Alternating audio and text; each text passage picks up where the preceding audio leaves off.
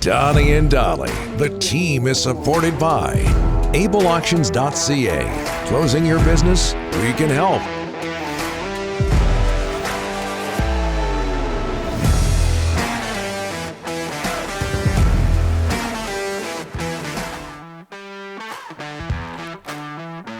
Just ahead of Thomas Drance standing by. It's Friday. Today's guests are brought to you by our friends at Langley Chrysler. So happy, so proud to have them aboard. And enjoy no-hassle 3-day returns and 30-day exchanges on all used vehicles.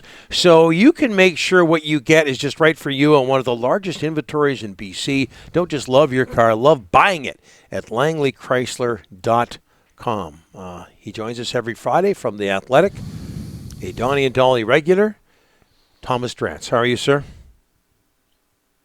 Gentlemen, I'm doing well. I feel a little bit guilty. I should have given Jim Rutherford the heads up that he was going into my Friday slot, right? Leading off your show. And that when you lead off the Friday show, it's very likely that Donnie will say something to make you mad. So I should have given him that warning because Rutherford brought the fireworks in my slot, and I feel partly responsible. Yeah, I was one question away from asking him about McLean versus Luongo, but we'll save that for the. I'm glad you didn't. From the next Jim Rutherford. Well, he's an old goaltender. He might have an opinion on it.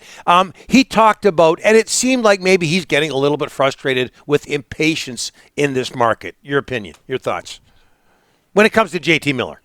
Yeah, and I think the JT Miller side of it, for me anyway, is reasonable. I mean, the fact is that the club is now, by holding on to this player to this juncture in the offseason, they're beginning to take on a fair bit of risk here, right?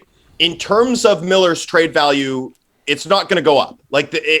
Almost impossible for it to go up at this point, just because of the mechanics of the offseason versus in-season, the amount of cap space that's been committed. Almost $1 billion worth of cap commitments have been handed out just in the last 48 hours.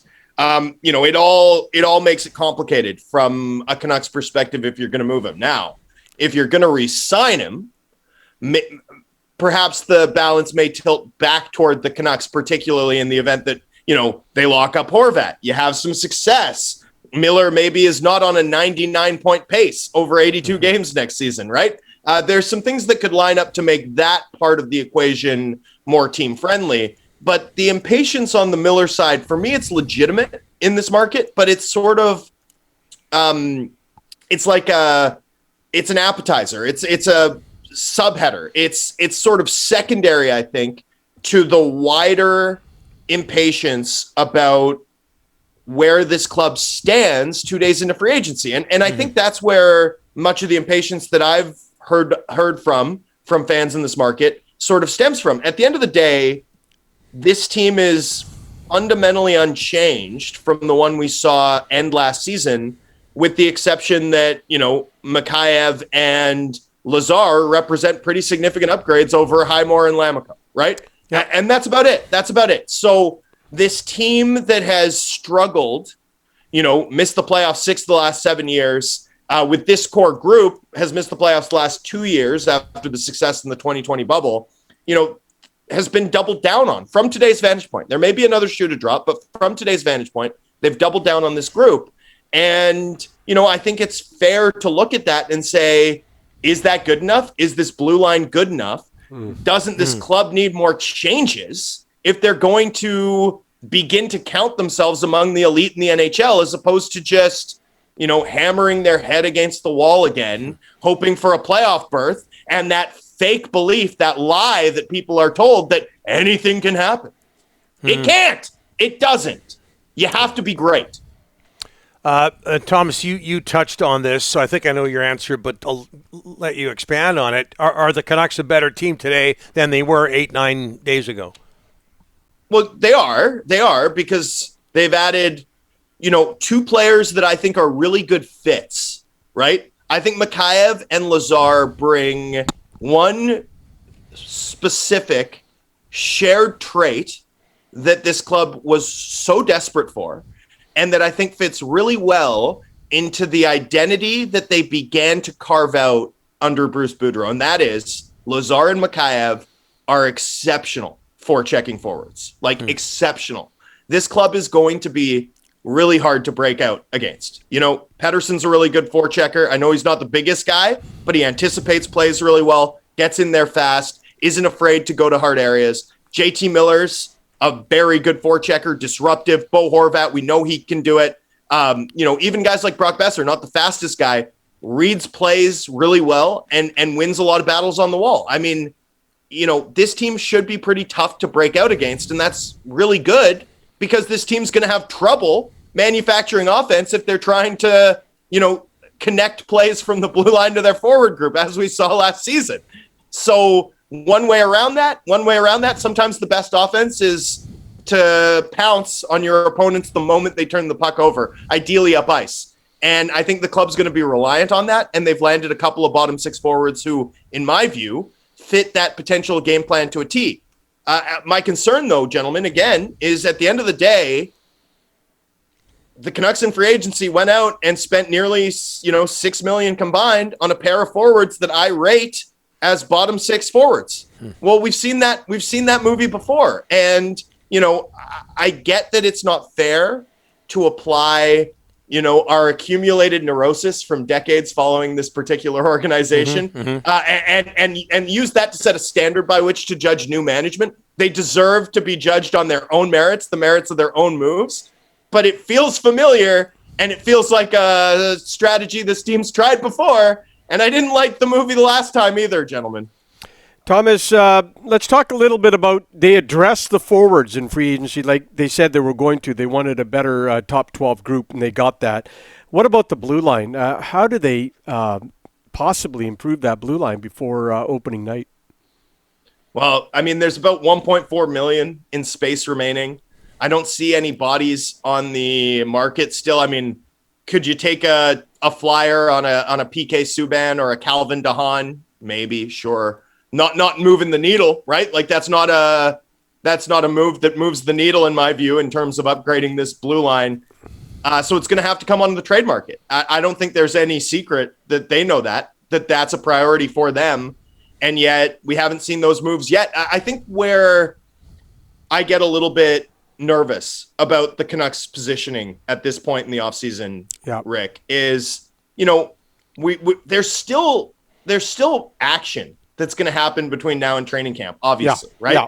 There's 119 RFAs, qualified players, unsigned, right? So there's still a lot of money that's going to be spent by various teams around the league this season. And yet, you know, there's 18 teams within $5 million of the upper limit of the salary cap committed as of today, according to Cap Friendly. The Canucks are one of the top 5 teams in terms of their cap commitments. Now, Ferland will go on LTI. There's still some space to add, but they're on the back foot here. They're on the back foot. It's not like they're going to be able to easily get involved in solving other teams' problems as some of these, you know, Pierre-Luc Dubois, Matthew Tkachuk's, other big name RFAs, Jesper Bratt's, put pen to paper. It's not like the Canucks are going to be Johnny on the spot, able to, you know, do what the Canucks did, for example, in the summer of 2009, where Danny Heatley requests a trade, the Sharks need to make it work, and the Canucks were there to get that top 4 defenseman for free, effectively, because they had cap space. It's not like they're not positioned that way. That chicken flew the coop when they signed Mikheyev to a big money deal. They're not positioned to help teams solve problems, which means I think the late summer trade market is going to be a really hard market for them to play in with any sort of, significant edge. They're going to be on the back foot. And that to me puts them in a bit of a reactive position as they seek to upgrade this group. I think it's going to be really hard. Not impossible. They may pull a rabbit out of a hat, but make no mistake, it's going to be that type of trick. Like it's going to be a magic trick if they can pull it off. It's not going to be something that's straightforward or that they position themselves well to be able to take advantage of. But would you agree that this new regime stuck a little bit? They got no cap space, no prospects. First round, second round draft picks traded the last 3 years, Thomas. That cripples a franchise. They got a lot of work to do. It's going to take some time. It is going to take some time, for sure. And, you know, there were some patient moves that, we should applaud them for here. For example, the Jason Dickinson contract. They didn't buy it out. Good. You got to take your medicine there. They're not so desperate to carve out cap space that they're going out and attaching assets to various players, useful players even, to just create that space. That's good too. I like that. Where I sort of, again, come into conflict, I suppose, with the idea of patience and granting it to them. Like, I'm prepared to be patient. In fact, I think this team should be prepared to take a more dramatic step back if that's what it takes to bolster the prospect system, to create those the cap flexibility they need, to create the avenues you need to improve as an organization. I'm all for that. I'm all for a patient approach. My sort of where that comes into conflict with the club's actions, though, is to some extent they're stuck, Rick, but to some extent too, the choices they've made have painted them further into a corner cap-wise. And so how do you sort of bridge that gap? The Mikheyev deal, I like the player, but that's a big spend on a middle six forward. If the club could have probably gone out and found a value guy. There's still guys available on the market, Aston Reeses and Calle Yarncrocs, guys like that. They're not as good as Mikheyev, but they're going to cost less than half as much. If you do that and you do Lazar, you might have $3 or $4 million in cap space right now. Well, then I can say, hey, look, there might be opportunities to upgrade the blue line. As it stands with the choices they've made, I think they're almost half pregnant in terms of the patient approach. They've sort of gotten themselves into a position where they've been patient to a point, but maybe not patient enough. And that sort of is cause for, again, I don't want to, we're at the point that, we have to be patient. I think it's not time for us to sharpen our knives and go carving just yet, gentlemen, right? There's still work to be done. We're only 2 days into free agency. When I come and talk to you ahead of training camp in September, which I can't wait to do because I love being on your show and thanks for having me all year. If they haven't upgraded the blue line, then we'll go carving, gentlemen. Then we'll go meat and bread, taking the slab off the turducken. Right now, the club still has some time to do it, but I do think 2 days into the opening of the market, we have reached a point where we can say, I don't know that the team has positioned themselves optimally to accomplish over the balance of the offseason what they themselves say they want to accomplish, and that is cause for concern for me. The rare July turducken reference. Thomas, right back at you. We love having you on the show. We're going to be around for a little bit longer here. We just found that out earlier this week. Have a great summer, my friend. My pleasure, man. Thank you so much for having me. You guys enjoy some much-deserved time off, or whenever you do, in fact, get it. And thanks for having me. I know so many of your listeners.